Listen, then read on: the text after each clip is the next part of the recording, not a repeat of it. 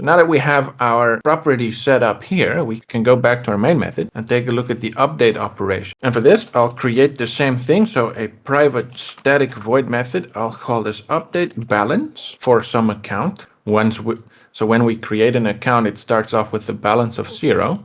And I'd like to update that account. So I'll have a context here for my entity manager. And then the primary key of my entity, which is going to be the account ID. And then finally, the value I want to update, which is going to be the new balance. So now we're getting into the territory of Hibernate query.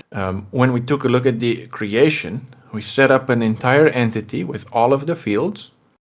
And then we use this persist method here on the context or this entity manager.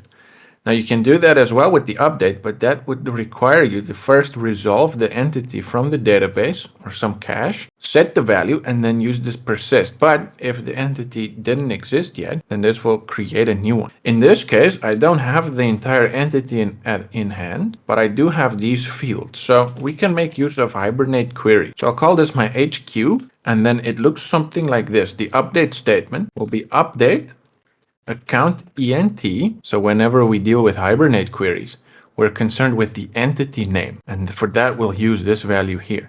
If you don't have this specified, the entity name will simply be the class name. But in my case, I have this account ENT. We can give it an alias, and then we say update a.balance and set that value to some argument or some parameter. And to specify parameters in Hibernate, we use this syntax. So there's a colon, and then we give it a name. So I'll just call this the balance parameter in this Hibernate query. Then we need a where clause. So where a.account ID equals, and then we also give it a parameter, account ID. Take a look at this here. We have this account ID for this entity, the same as what it's called in the class. So we use this field name here.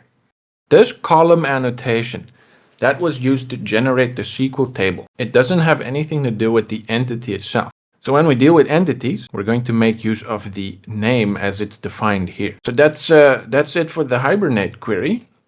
Let's do the update. So it follows pretty much the exact same structure. I'm going to copy this over.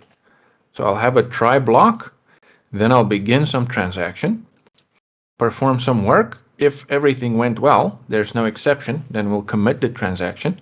Otherwise, roll back the transaction and just tell me what happened. This is the place to do some error handling. But in this case, we have this Hibernate query, so I can tell the CTX to create a query based on this Hibernate query. And then I need to set some parameters.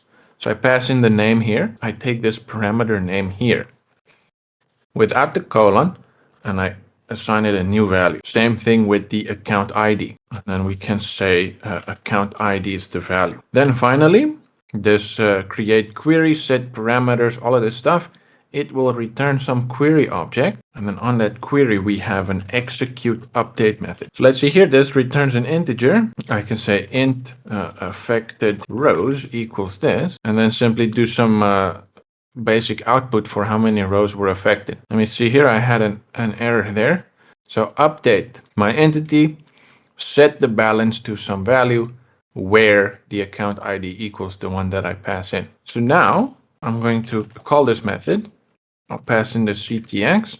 It needs an account ID. So for that, I'll need to go to my add miner, just grab one of these IDs here. I'll pass it in here, and then the new balance, I'll give this 100. So if we run this, it's going to output all of this stuff.